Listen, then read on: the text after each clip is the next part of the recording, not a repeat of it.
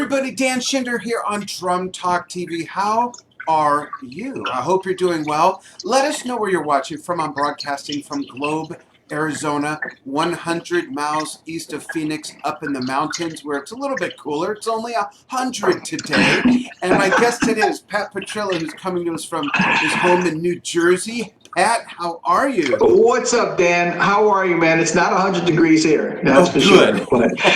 But it can get that way. But great to see you. Thanks for having me on, man. I greatly appreciate it. I really love what you do for the drumming community, and I love your site, your Facebook posts, your interviews, and it's fantastic. And I'm just honored to be here. Thank you. I appreciate it. And, you know, it was real fun to have you part of our broadcast team 2 Winter NAMM shows ago. For those of you who don't know, Pat has a deep background in drum corps. I do not. So, and Winter NAMM show of 2019, I wanted to get somebody that could do those interviews with the drum brands that make drum corps gear. And Pat was my first choice. He was available, so he did a whole bunch of interviews. That seems like another life ago when I did drum corps, but it was a big part of my growing up, for sure. Yeah, and certainly gave you some great tools for your toolbox that you applied to your drum kit. And now, 40 years later, whatever it's been, you've recorded. Yeah. It's metric, so absolutely. It's not as much as it seems. There you go. I'm going to keep that. I'll use that. I like that one. Yeah, you realized a really cool dream. And I think if as I have in the promo post, and even this one, when we ask people what would be your dream location to record at, Abbey Road is going to be #1 for a huge amount of people. And you made that happen with the New York City Rhythm Big Band, your own project. I'm going to roll a sample clip in just a moment, but can you give everybody first a brief synopsis, then I'll play part of one of the songs, and then we'll really dig into it. What's the brief synopsis of New York City Rhythm Big Band? The NYC Big Rhythm Band is a project that I always wanted to do, and it started about 3 years ago, and I wanted to have my own group. And I wanted to play arrangements of music that I love and unique arrangements and stuff that's out there as well, but make it a groove rhythm band. We do some, like traditional big band stuff, but this is not your father's big band. This is, we do great arrangements of, it started with some great arrangements of Beatles tunes, my favorites that lend themselves, to a horn band. It's more of a horn band, really. Yeah. It's 6 brass and then 4 rhythm sections, so there's 10 in the band altogether. And then we do some Earth, Wind & Fire, great arrangements, mostly done by Nick Finzer, who was my trombone player, very popular trombone player in New York City, and Dennis Argel, another great trombone player, did a few arrangements. And so we just do arrangements of stuff that I like, and we start playing, and we gig around New York City. We play at the Cutting Room, and we're about ready to do that again and embark on a mini tour until this whole thing kind of kicked in place. So, but that's the genesis of the NYC Big Rhythm Band, and I want to thank people. Actually, I wanted to do a record, and I said, why not go to the to Mecca and do it there, or Mecca. Yeah. And so, but I did a Kickstarter, and everybody that contributed and made it happen, thank you so much. So that is so awesome. I want to give everybody who has not seen one of the promos a little taste. This is Lady Madonna like you've never heard it before. And when we come back, we'll talk about this particular recording. Check this out, folks. Explain what we're listening to, brother. Put me on the spot like that. Let's do it.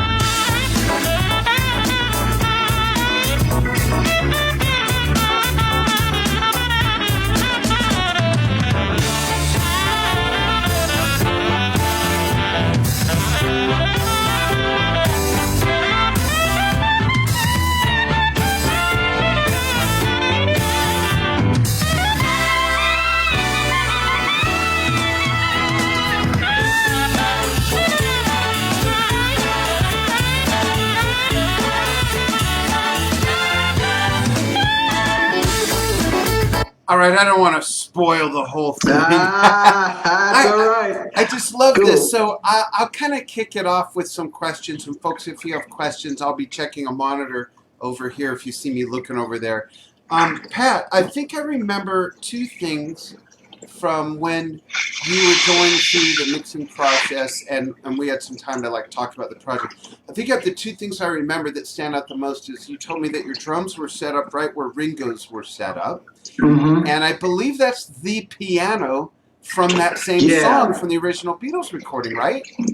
Yeah, that's the reason why I wanted to go there and do this, because I wanted to make it not just to be there, obviously, and set up, a 66 Ludwig, classic maple kit in the corner where Ringo was. That was obviously part of it. The other part was to use those two keyboards that were used on most of these records, because we do Lady Madonna, we do Savoy Truffle wasn't cut at Abbey Road, but we do Martha, My Dear, Magical Mystery Tour. We do a lot that use those two keyboards. One is the blonde keyboard that you see there, that's called the Challen, and the other one is a darker wood that has more of a ragtime feel to it. Some people call that the Lady Madonna piano, but it's not. My engineers, as we A-B both of the pianos, we said, you know what, the Challen, the blonde piano, is the one that they really used on Lady Madonna. And so I wanted to use those keyboards, man, and that's the ambiance of the whole thing that makes the record. So when you hear it, it's like, wow, that's the real one. Yeah, and isn't it crazy? Isn't it crazy that they're still there? Like, to me, that's fascinating. Oh yeah, they're in great shape. Oh yeah, people use them all the time, and they're still there. And Paul just used them for some of his stuff as well. And I mean, whenever he goes in, they're great. And the drums they were just rented from John Henry's in there. But like Ludwig was like, well, we'll get you a nice new kit. It's like, no, I don't want a new kit. I want old wood.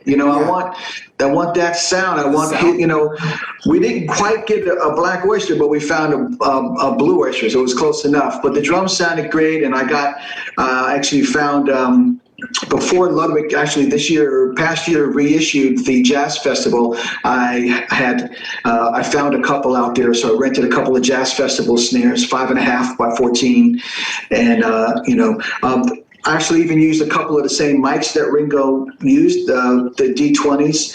They still had D19 and D20 mics. If you see any pictures of Ringo with the mics hanging in the front, I used that mic. That was one of my overheads. It's amazing that stuff works. It works. They only have two original D20 and D19 and D20s left. You only have two, but we use them. So, but we had some newer mics set up too. We captured a lot of the room sound. So we really, I wanted to hear, I also did some older Beatles and some newer. So some of the older stuff, I wanted more of an open sound, so we used more room mics, like on Tell Me Why, which is one of my favorite Beatles tracks, real upbeat shuffle. You can hear a little more ambiance in the room. You can hear more room mics. But then when we did stuff like Savoy Truffle, I put tea towels on the drums, and we used the same slapback that they used to get that reverb on the drums. Yeah. It's a tape loop, so the engineers there were great. They knew exactly what to do. They actually had that loop machine, so we used that to get that reverb on the drums. So I wanted to go, listen, this is like an homage, but it's more of a reimagining of how this is, so I wanted to stick to his parts, but you'll hear, like in Lady Madonna, it's a little bit funkier version, but there's two different drum tracks on the original. The drums are panned really hard to one side on the original, so I always felt like the drums should have been more up in the mix, so and I kind of carved out my own little thing around that. But I think one of the things is people don't know much about. I mean, that people know my education and teaching and doing rudiments and stuff and drum corps and then Broadway stuff that I've done and performances and whatever it is, Patti LaBelle or Gloria Gaynor. But they don't know that when I was 4 or 5 years old, I was Ringo. I grew up listening to the Beatles. Let's dig into that a little more after I show another clip. I want to show a Magical Mystery Tour. And If you're just joining us, we're here with Pat not faking it, Petrillo, Thank and you, the brother. story of him recording at Abbey Road Studios with his NYC Rhythm Big Band. And I love that you added the word rhythm in there because it really Absolutely. does. It's very telling. It's more than a big band. It's the big rhythm band. Yeah, so, exactly. A lot of different rhythms. Right. Check this tune out, folks. And what's cool about this video is that it's sort of like a mini documentary in the visual storytelling during the process. It's me getting to the studio for the first time, actually. So check this out, folks. It's great. Thank you, man. Let's go inside and make a record.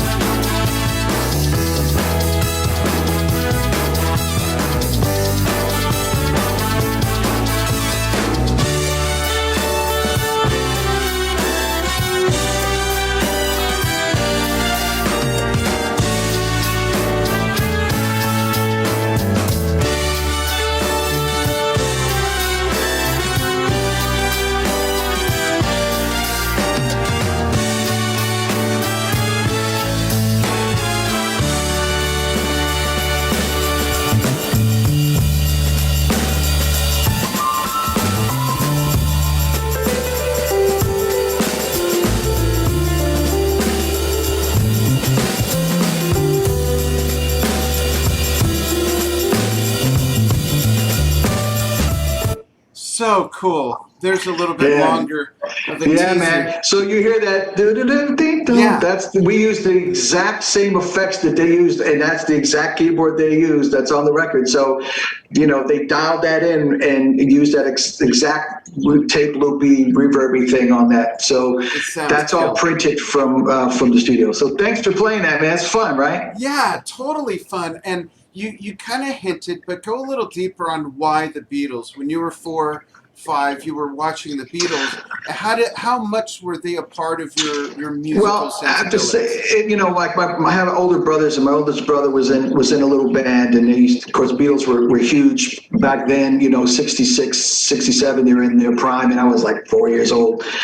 But so I listened to his records a lot, and that's how I started playing. And I tag along and sit behind the drums sometimes and just have fun. So that's all I listened to. That was my musical world. For first 3, 4, 5 years of me doing any kind of music was that. I mean, I wasn't even barely in school yet. So all I did was play those records every day, and it kind of just seeped into my soul, really. And not just the drum parts, but the lyrics, the bass lines, I learned to sing listening to the Beatles. I learned to harmonize listening to the Beatles. I learned song form and song structure listening to the Beatles. So that was my world, really, musically, and it's not a bad thing to grow up listening to, Right. So it was great, and for me. And then when I was about 9 or 10, I bought my first James Brown 8-track. So I literally went from Ringo to Jabbo and Clyde in like an afternoon. So it was like that. So, and then later on, learning that Ringo listened to, Earl Palmer and all those great, drummers from all those other records. So it was just always a part of my DNA, man, and just playing drums and playing along to music. And then I didn't get into education and learning drums until I was really in drum corps. I was about 12, 11, something like that. And that's when I started drum corps and really learning my rudiments. Up to then, man, I was just having fun playing like everybody else, playing to music and records. So that's why, the Beatles, Yeah, when you grow up looking at those album covers and you're like, wow, that's great, Yeah. So it's exactly the process I went through when I started. I think, if I remember right, I think we're the same age. Were you born around 1963? 61. Okay, Yeah, so 61. you're just a little older. Yep. So we're the same age. And Yep. when I was started playing like 6.5-ish, I was so into Zeppelin already. It was like 69. Cool. I had older cousins like you, had older brothers. And as each album came out, I really got into it, and I started playing on drum set on my 7th birthday. I can't believe that was 50 years ago. Wow, I started crazy. playing, their stuff, but Right. it was the same thing, just sort of immersing into the album covers, reading. I learned how records were made by reading the credits, basically. Yeah, exactly. What I liked that's similar about being so into both bands is, and especially the Beatles, if you listen to their catalog in chronological order, there is no greater example of an artist's singularly and collectively their evolution. So if you listen to the early records and then go from like Rubber Soul all the way to Let It Be, the White Album, it's like a whole metaphor. It's like a exponentially seed to a plant with this giant flower. Absolutely. And Ringo got more creative and was allowed to do more things, I feel. And I, and you can still hear him, and people, it upsets me a lot when people say he's not a great drummer. So it really upsets me, drives me nuts. But I mean, when you listen to his parts, I mean, all right, he plays for the song. Yes, but what he does and how he texturizes the beat and how he's got a slight lilt to most of the grooves, and their shuffles. The shuffles that they did, I mean, in terms of, like, for example, the one Ringo sang on What Goes On in Your Mind, I mean, that's fast, you know, and his technique and his relaxed feel and his fluidity was fantastic. So I learned from the best drummers. The records were it, and that's how I learned. So this whole thing for me, was a. When I started the band, I said, if we're going to do these tunes, that's the goal. So I put a Kickstarter together, and I said, well, let's see what happens. And I knew how much it was going to take per day to be there and everything. So we actually were there for 2 full days, Dan. 2 full days. Wow. And I thank everybody who contributed to the Kickstarter and made it happen. And hopefully we may do it again and do another set of tunes. You never know. But the record, that's my evolution in terms of the Beatles and why, the Beatles. But the record is on Amazon. You can pick it up a CD, which has a lot of cool liner notes and some other cool pictures on here. And of course, digital download on Amazon. But I did not put it for free on those other platforms. I only have 3 songs, I think, on Spotify. The record label is Palmetto Records, and they wanted to, you want to release the whole tune? I said, no, we're not doing that. I'm not doing it for free. We worked too hard for this. We'll put, 3 songs out there. If people like it, please purchase it and help, help the whole thing come along, So, and also we're on about 90 radio stations around the country. Powderfinger Promotions is the record label's radio promotion company, and It's on a lot of like college and jazz radio stations all around the country. One in particular pops in my head, Kuvo, KUVO in Denver, plays literally a track a day. So it's really getting a lot of airplay, and it's out there. So it's in the days of making records, you're never going to sell records. It's selling, and it's doing pretty good. I thank you guys, and if you're interested, please check it out. That's awesome. I'm old school in that I've never downloaded music ever. I'm one of these guys. What? Yeah. I hear you, man. Me too. I got a whole stack myself. Yeah, I'm still upset that I'm stuck with this, and I have the tiny packaging and not a big album. And not an album. And records are coming back. Records are coming back, but we did not do vinyl because it is still pricey. Yeah. And the label's like, listen, it's X amount. Even if you get it made overseas, it's pricey to make vinyl. So I'm not a major artist that needs to put out vinyl. So, but the CD is cool. There's a lot of cool pictures and liner notes. I'm also going to be releasing the play-alongs.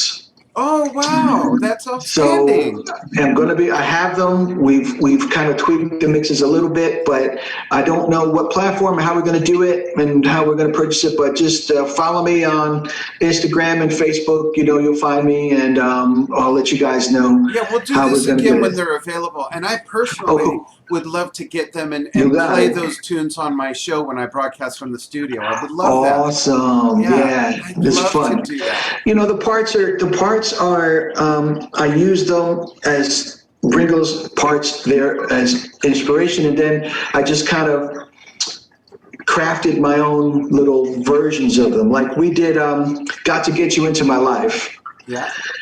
And we did a mashup of the original, of course, the Beatles version, and the Earth, Wind & Fire version. Yeah, awesome. Towards the end. Yeah. And the groove that I did for Got to Get You Into My Life, because there's really not much in terms of drums on there, I took the beat to it was just in my head here. From Smoke on the Water. No, Getting Better All the Time. Oh yeah. So I took that little black, and I put that into Got to Get You Into My Life. So I did a couple of things like that, and just I didn't use. I just used the same kit. I want to thank Paul Francis, if you're watching, from Zildjian and Sarah and everybody from Zildjian who Paul Kraft, he got some Avidus. He said, this is Ringo's, pretty much what he would use, Avidus. And I had a 20 and an 18. The 20 had 3 rivets in it. Yeah, I saw that in the video. I was going to ask you about that. So, and he had the big one on his left and the 18 on his right. Yeah.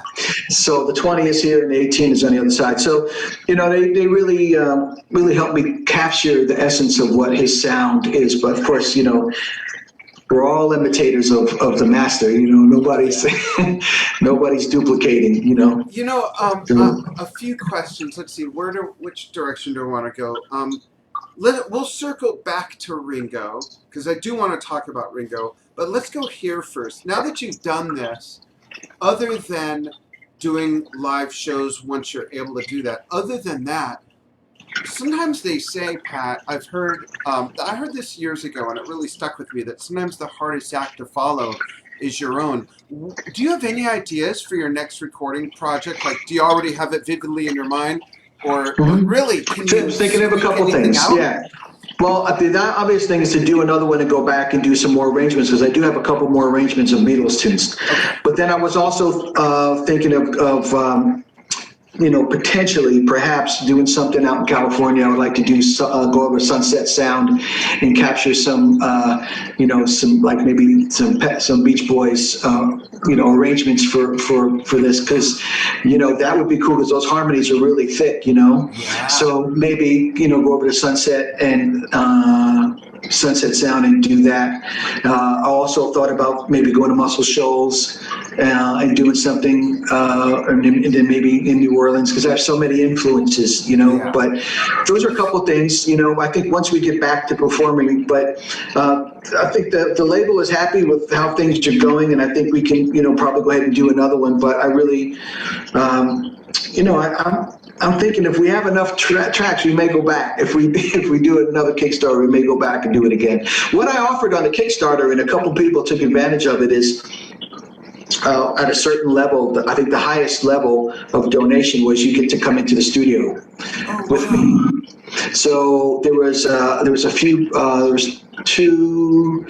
three people that took advantage of that, and they got their way out there. When I put them up for a night or two, I believe, but they had to get out there, but they were allowed to come in and sit in, and they got a chance to actually record. Yeah. So I sat them down behind the drums, and they got a chance to record it. That's really cool. Yeah, they got a chance to record a track of one of my tunes. So that's great. What a great experience. I'm really happy for you that. Thank you, man. Yeah, that you got to do this, because I know what it's like. I'm fortunate enough to know what it's like to think of something and have it materialize and do it. And for something on this scale is just awesome. It was huge. And you know, listen, again, I've been, as you know, in the industry a long time as an artist, educator, and what have you. But I think I have a pretty decent reputation, I hope, you know, and I have a lot of people who support what I do, and either be purchasing the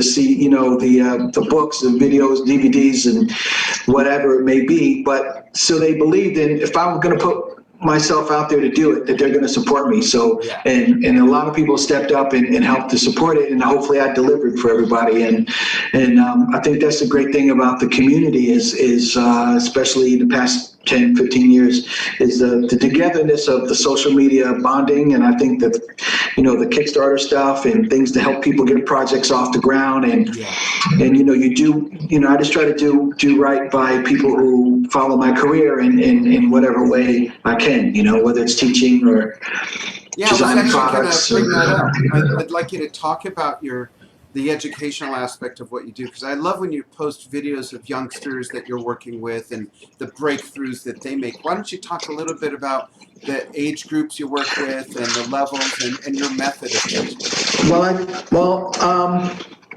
First of all, there's certain things that everybody does when they study with me privately or online, and we work on hand technique. We work on a relaxed hand approach.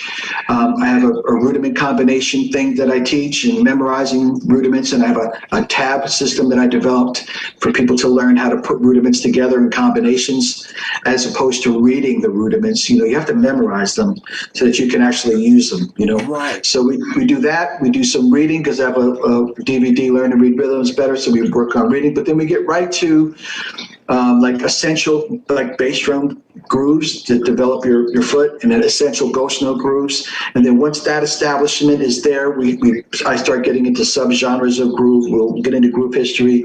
Right. We'll get into New Orleans and talk about, you know, second line, Mardi Gras Indian beats, talk about all the James Brown stuff, all the Motown, all the Memphis. So we start to get into the pockets of the groove. Yeah. And then, of course, we'll work on, you know, some styles, some Afro-Cuban, Brazilian, some jazz, but it is based on a foundational approach. And I have all ages, all levels. I have a youngster who's been with me since about age 6, 7, and I just had a lesson with him today. Vedant, he's killing, man. We just did Sorceress by what do you call it? Chick Corea, Romantic Warrior. Oh, one of my favorites. That's one of my favorite albums ever. It's amazing. My first exposure to fusion. I just love that album. So somebody's at that level, we're going to dive into doing that kind of stuff. So, but I'm teaching online. I've been teaching online since this, the whole thing started, and building a studio next to my house. Before I was at a studio that I was renting, but since they closed, I had to, come up with something. So building a studio here next to my house, it's almost done, and I'll be moving in there, and I know I haven't been putting out videos recently because we're still trying to get this thing set up. So that's sort of my approach, and I do have local plus online. I had a guy from Liverpool this morning, believe it or not, who was a student of mine. So it's like giving back to the community of Liverpool. That guy gave us the Beatles, you know what I mean? So that's awesome. Pretty cool. Yeah. So between the teaching and the performance and the playing, and then of course the products that I've designed over the years. I designed the P4 practice pad that Drumeo sells. They're distributing it, doing it very well. And then I designed the K Custom Organic Ride for Zildjian. Yeah. And those guys are really great with listening to artists about products and about sounds that are in their head. And this cymbal was, I don't know if anybody's heard the Organic Ride, but Paul Francis, we went back and forth for 4 or 5 years. Wow. On this. And, I wanted a 21, but I wanted something that could crash as well as be articulate enough, not too washy with a great bell. Not too much to ask, right? Where's the alchemist? Just the perfect symbol. I just want the perfect ride symbol. So, he just kept going back and forth with prototypes, and he came up with this symbol it literally is great for anything. It's not too much wash, just enough stick definition. You can crash it. It's sort of like a 21 crash ride, if you can believe it, and has a great bell. And I just call it the Organic Ride. The name sort of came to me. It's very sort of like the Earth Ride, but it's nowhere near as dry. But it's similar to that. It's got a really cool patina to it. Nice. Patina. Yeah. So that, and the practice pad is doing great. I have another product that I'm working on. I can't tell you about it. Okay. But it's in the works. Okay, it's in the works. You have to update me when you can. You know what I like to do? I like to reinvent or build a better mousetrap. Cool. You know what? And ultimately, the drumming community will tell you if it's a better mousetrap or not, right? That's true. If they like it. So like with the P4, with the practice pad, it's like, well, the world doesn't need another basic practice pad, but this is different because it's got different levels and different rubbers to it. Right. So just try to, change lanes and keep doing what I do and try to stay positive and moving forward and focus on education and playing.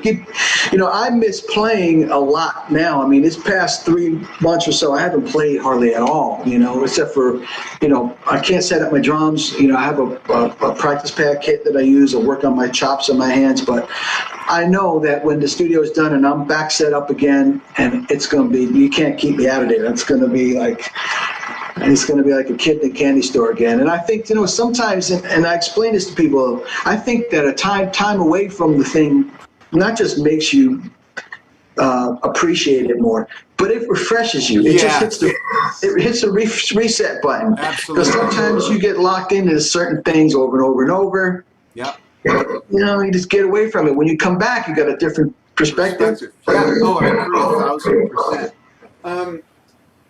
It's just taking a look real quick at some comments. What was I going to ask you? Oh, okay. So, circling back to Ringo, what is the freaking deal with the same people who see someone like Tony Royster Jr. or Neil Peart or someone like that, and they say, oh, it's all unnecessary. The kit's too big. There's too many chops. Where's the groove? And those same people are bagging on Ringo, saying him or Charlie Watts were like the luckiest guys in the world to be in the right place. Why are some people just never happy, and why does Ringo take so much shit? Excuse me, folks, but I got to put it down. No, he does. He does take a lot. And, I think part of it depends who the shit thrower is, I guess. That's true. Those people they're just not happy with themselves anyway, so they're just going to say what they're going to say. They're frustrated that they're not them, maybe. Yeah. I think there needs to be, listen, I'm not about kumbaya all the time, but I mean, there's got to be some sort of decorum. If you don't got nothing nice to say, just shut up. Don't say anything. It should at least be about respect. It'd be about respect. And would the Beatles still be successful? Of course they would if Ringo wasn't in the band, but they wouldn't sound the same. I mean, their songs would still be the songs, but the songs sound the way they do because of his feel. Yeah. And because of his unique parts. And again, I challenge anybody to go back to that song, Tell Me Why, and try to do those triplets between the snare and the tom with double-handed at that tempo. I challenge you to do that. I mean, he had his choppy moments, but I mean, you could say the same thing about Earl Palmer. Yeah. Okay, Earl Palmer was about making great records with great feel. There's a reason why people wanted to have Earl Palmer on their records, because of the way he sounded. You never heard Earl Palmer super fills or what have you. It was all about his feel and his, listen to him on Slippin' and Slidin' from Little Richard. That in between feel, that's what they want. Same thing with Ringo. I mean, his feel is what makes it. And people who say he didn't have great feel, they don't understand what feel is. They don't understand. They truly don't understand what it's like to play in the middle like that.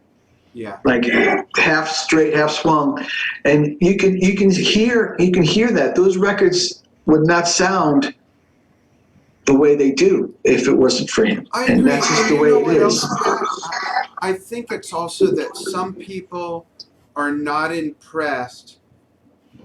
What's the way to put it? Some people are not impressed unless they're hearing something they can't do. And it's not about the fact that you can't do what Ringo does, but he's the one that was there and did the placement of it in that Absolutely. piece of music. That's a whole different thing. Nick Mason, Jim Keltner, Hal Blaine, Ringo Starr, Charlie Watts, none of them were known for huge, fills and crazy madness like that. And those who are, if we go way back before Buddy Rich, if we look at like Papa Joe Jones, Sonny Payne, Rufus Speedy Jones, those guys were amazing. They're all at different ends, each at different ends of the spectrum. And it's not a matter of whether or not someone's doing something he can't do. It's the fact that they're doing it in the right situation. In the right situation and context is everything. Right. And I call them rhythmic fills. They're not choppy fills. Ringo played rhythmic over the bar line fills. Yeah. Quirky because he maybe started to fill with the left hand, because coming around a 1 and 2 or whatever, he would start with the left hand. And he would start fills with the left hand and he would drag with his right hand. So, but there were more rhythmic fills. Listen to Rain, which is his favorite track that he ever recorded. I didn't know that. Wow. Yeah, it was his favorite track that he recorded was Rain. And listen, and if you also listen to, there's no hi-hat in a lot of grooves that Ringo did. Yeah. Early on he was washing the hi-hat, but then after that it was just this way, and just dropping the hi-hat in here and there. Here's a little thing about Ringo. Everybody knows the beat to In My Life. But Ringo didn't create that beat. Where did it come from? That beat was first heard on the song called Anna, Go to Him, by, what was his name? And the Beatles covered that song too. Now I'm going to have to look it up. But he got that groove from that record. Really? Now, yes. But the thing is, Anna, go to him. So that's the original song, and he got that from. Well, I'm going to find the artist here in a second. While you look for that, I want to mention what is it? something. I can't find it. I want to mention that along those lines, I was going to say that there's a lot of stuff that one of the greatest, most loved rock drummers, John Bonham, there's a lot of stuff John Bonham did that was not complicated, but it was the way he played it. And I look over and Daniel M., let's see if I can pronounce your name right, Daniel. It's, Klotfelter says When the Levee Breaks is a great example of that. Yes. Kashmir, 10 Years Gone. Absolutely. Even the Immigrant Song. There's nothing complicated about that, but it's the right thing with the right feel in the right context for the right piece of music. It's the same thing. Yes, and so he was not the first. I can't find the guy's name now. But that's when the Beatles covered Anna. Ringo played the same beat that was on that original recording. And he used it on a couple other songs as well. And that's context. So taking something that worked and making it work somewhere else. And working, and so we're all learning from each other. Yeah. Everybody learns from everybody. Ringo learned from the greatest drummers, and listened to their recordings and their records that he learned to play. And that's, I'm kind of doing the same thing. We're all doing the same thing. Right. But, everybody can learn a few Ringo tunes. And if I put 5 guys right in at Abbey Road in my chair and say, here's the track, play it as close to Ringo as you can, nobody will sound that way. Right. Dr. D, it's just the way our physical thing is, the way we're made up. It's not just the notes, it's physically your makeup, your touch on the sticks, your grip, the kind of sticks you use, how high you sit, how low you sit. Yeah. All of those big things. matrix of elements that makes it what it is. It is. It's exactly it. So it was just an amazing, experience to be there. I have to say it. When I first got there, Jonathan Mover was there, and we did an interview for Drumhead magazine, and we're taking pictures and stuff. And it took me the first hour and a half or so just to settle down. Yeah. Just to be like, okay, now. That Relax, reminds me, I was going to ask you, when you were at Abbey Road, was there a moment where you either did this or wanted to do it so bad where you put your ear to the wall to see what was still reverberating from when they recorded there? I have to say, I touched almost every ounce, every area that I could. I walked around and, I had my Beatle boots on, basically, but, just hearing your feet on the floor, it has a certain, and I told this to my wife too, it has a certain smell. Mm-hmm. In a good way. I've been in a lot of studios, and when the studio has just been freshly cleaned and you smell cleaner or cigarettes or whatever. This was none of that. This had a certain, maybe it's the wood. So I was going to say, maybe the wood. Could be the sweetness, if you know what I mean, that was always floating around, that seeped into the wood. It definitely, the room also has, it's a big room. It's not the biggest at Abbey Road, but it's a big room. But it's a very focused sound. When you play, the sound goes, but it stays right where you are, sort of, So, the room sound is there, but it's a very focused sound. I've been in big rooms, and when you play, it's like, wow, it's all over the place. This room is, they have those things on the wall, so it's like the room is tuned, man, and it does have, I did sit down and play, of course, in my life and a few other things and just said, yeah, man, this is it. This is what he played. This is where he sat. This is what he did, And is it weird? Some people think, yeah, man, you're strange. It's like, okay, maybe. But, nonetheless, there's only a handful of drummers that you can say influence and change the world. And he did. Yeah. He changed the drumming world. His feel people often imitate, Charlie Watts is another, so those guys are just always going to be, Earl Palmer, those guys are always going to be in that pantheon of drummers. Yeah. And, you're going to get, like you said, you're going to have guys that are like, oh man, no chops, no whatever. But chops is all relative. Well, what is chops? A lot of notes? Right. And, what is chops? Good point, because playing for the song is also relative. Brian Ticci once said when we were talking, he said, Neil Peart played for the song in La Villa Strangiato. And I said Carl Palmer played for the song in Tarkus and Carnival Night. Sure. Playing for the and song. Carnival Night, sure. And it called for certain things. Yeah. If it called for it, you could do it. And that's the thing. So, I've had this discussion with a bunch of people in different interviews. So I feel as if nobody has, we can all criticize here and there. It's a free world and stuff, but nobody has the, I don't have the nerve to, but I don't think drummers have the nerve to go back on somebody like that who has such a catalog and diss them in any way. I just see nothing productive about it. To diss any drummer on any level, I just don't understand. Or any musician, they can say, "Hey, I don't like the Beatles." Well, that's fine. Yeah, if it's not your thing, that doesn't mean it sucks. That's fine. Yeah, right. People need to really change their language, and just because they don't like something, you can't say it sucks. It just means you don't like it. That's right, because it might suck to you, but not to billions of other people around the world. So I mean, so I guess for me, I grew up a song drummer. Other drummers, and this is where you can hear the difference.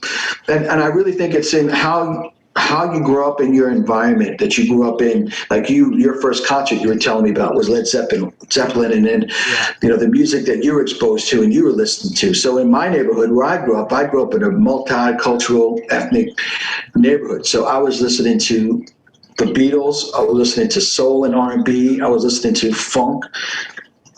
I brought them in Funkadelic records, next to my Beatles records, next to my Sly Stone records, and next to my Rufus and Shaka Khan records. So, and then I got to later on, as things got more, I started hearing more things. I started getting into Yes, and they're next to the Yes records. So I grew up listening to that stuff. So you're a product of what you listen to. So if you're a drummer out there, and you're a young drummer and you haven't listened to anything pre-2000, you're doing yourself a disservice. So you really have to get in and listen to stuff and be inspired by that. So if a drummer our age grew up playing jazz first or shuffles first and really was just a swing player, and they end up being an excellent jazz drummer, but they never really grew up listening to groove music as much or playing groove music as much. That is sort of obvious in their playing. And the reason why that is because that's not in their DNA. It's like a rock drummer who never listened to jazz. It works the same way. Right. And I think a good method of discovery to that is listen to who your heroes grew up on, and you might be surprised. I interviewed Nico McBrain the other day of Iron Maiden, and it was the Beatles that did it for him. He saw the Beatles and told me the story of it as a little kid, tagged along with his sister. I think it was 10 or 12, and saw the Beatles in London. That's so crazy. Yeah, and you wouldn't, most people probably wouldn't think a metal drummer like Absolutely. that. And the same way with Bonham. It's the same way with Bonham. I mean, Bonham grew up, he idolized James Brown's drummers. And Max Roach. And Max Roach. So that, my point is, and I say this to people a lot, you can't come from somewhere unless you've been there. Yeah.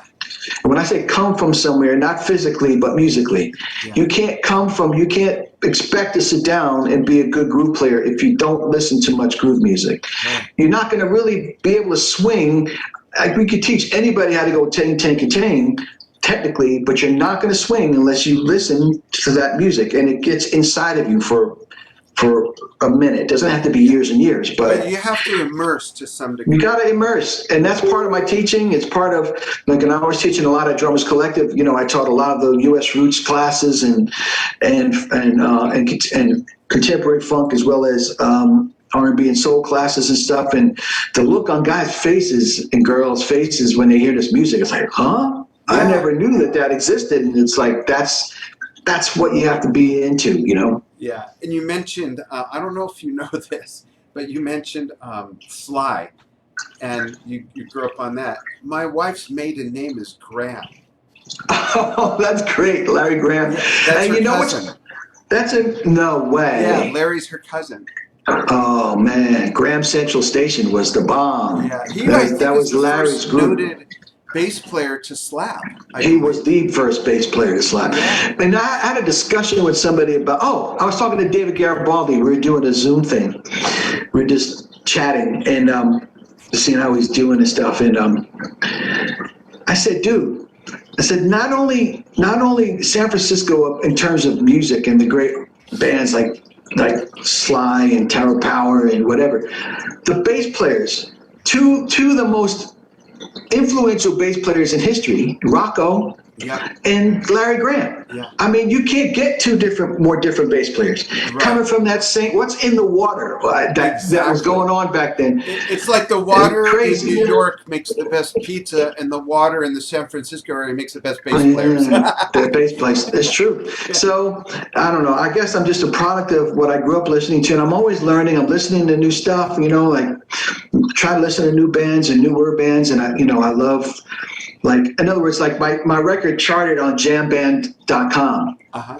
It was in the top 20. And I'm seeing Lettuce, I'm seeing Wolfpack, and I'm saying, oh man, my record's right up there with these bands I really dig. We've been doing it for a while, So I'm listening to the new stuff, and I'm just glad people have accepted it and really dig the record. And once again, if you don't know what it is, go on Amazon and check it out. You're going to like it. Yeah, in fact, Pat, I'm sorry that I didn't ask you this before, but email me the link and we'll edit it and put it in the post of this interview cool. and the promo. Thank you. Yeah, absolutely. Cool.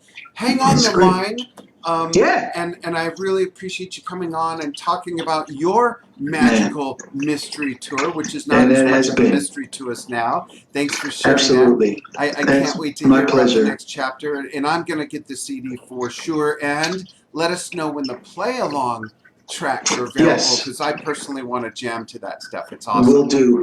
Man, thanks, and thanks to everybody out there, and thanks for what you do for the industry and so many people. And I see you running around in NAMM like crazy, talking to people and interviewing them, and it's such a great thing for so many drummers and musicians who never get to see what NAMM is about, and you just bring it to them, and that's fantastic, man. Just keep it up, and thanks for having me on. I appreciate it. My pleasure always, Pat. You're always welcome. It's an open door. And folks, thank you so much for joining Pat Petrillo and myself here on a Drum Talk TV interview. And thanks for following the silliness.